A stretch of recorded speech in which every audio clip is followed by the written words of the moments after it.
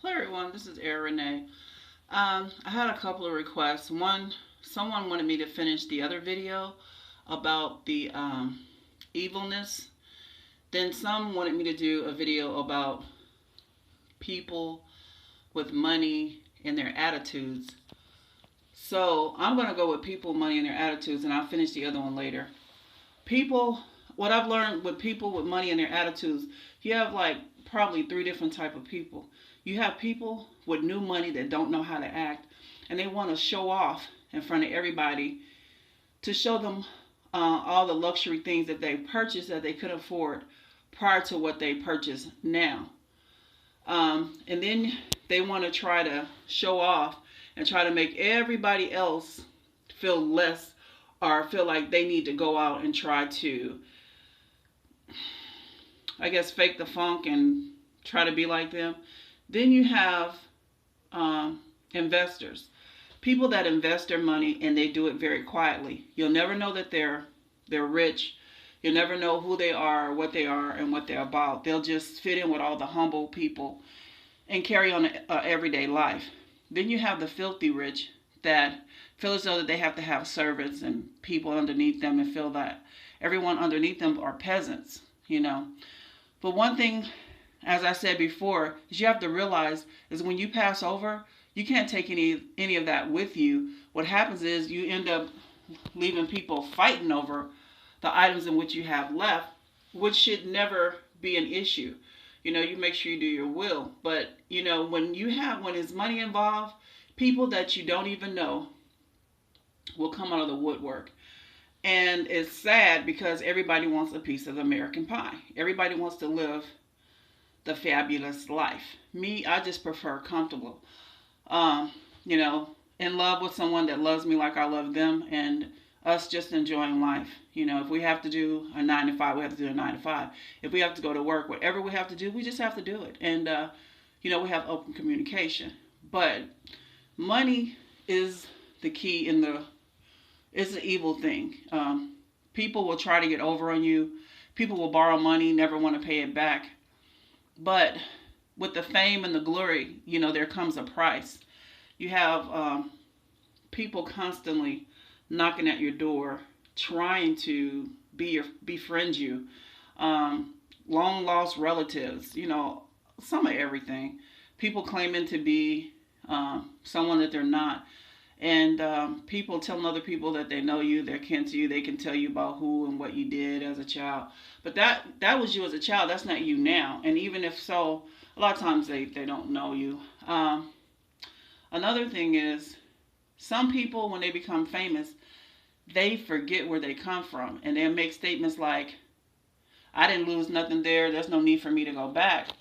And a lot of times you end up back there because you forget where you came from. You forget who you are. You let the money take over. You get the big head. You want to show America what you have and versus what they want and probably can't get. You show off all your tools and you show off all your stuff to America on Instagram, Facebook, social media, wherever, just the social media, social cam. And what happens is those people befriend you and like you or say they love you for those things in which you have and not for yourself. They want to get inside your home. They want to ride your cars, your motorcycles, your boats, or whatever it is that you have. Some might want to borrow your purses. Some might want to just be a part. So you have to choose your friends wisely, and you have to be careful with the money that you spend because you never know who's what and who's going to do what and how it's going to play out in the end. So what I'm saying to you is stay humble. Never think you're better because you have more money, because you're not better than the next. You're not even better than the bum that sleeps on Skid Row or any bum that sleeps in the alley in a cardboard box. You're no better because, see, what people forget that has money and the fame and the glory is, one, you can have all the money in the world. You can have all the friends around you. You can have someone that you're dating, but if you're not in love with that person, you're still lonely. And because you have all those people and all those fans screaming your name saying, I love you, they love you because of what you have. They don't love you because who you are, because they don't know you. So they love what you're doing. But as soon as you mess up, those same people that screamed, I love you, will be blogging, they hate you. So keep a humble heart and know your place. Even though you have the fame and the glory might not be what you want it to be. So, sounds like I'm rambling, but everything I'm saying makes sense. Because some people wait for your failure so they can blog about you, talk about you, you know. So, remember, just because you have more does not make you better. You just need to be humble. You know, if you can't walk the streets without being attacked, you're not humble anymore. You know, you have some stars that blend in right with everyone, and they are so comfortable. And they're not afraid of their fans, or they're not afraid to walk the streets. But you have some that shelter themselves and keep themselves away from other people because they don't want to be bothered. So what I'm saying to you is, find yourself. Find someone that's going to love you for you. Don't find someone in your circle. What I mean by in your circle, they're in your circle like you start dating your babysitter. Come on. Really? And let's see, you start dating your babysitter, but your wife trusted her. So what does that say about your sitter? She cheat with you, she'll cheat with the next person come along.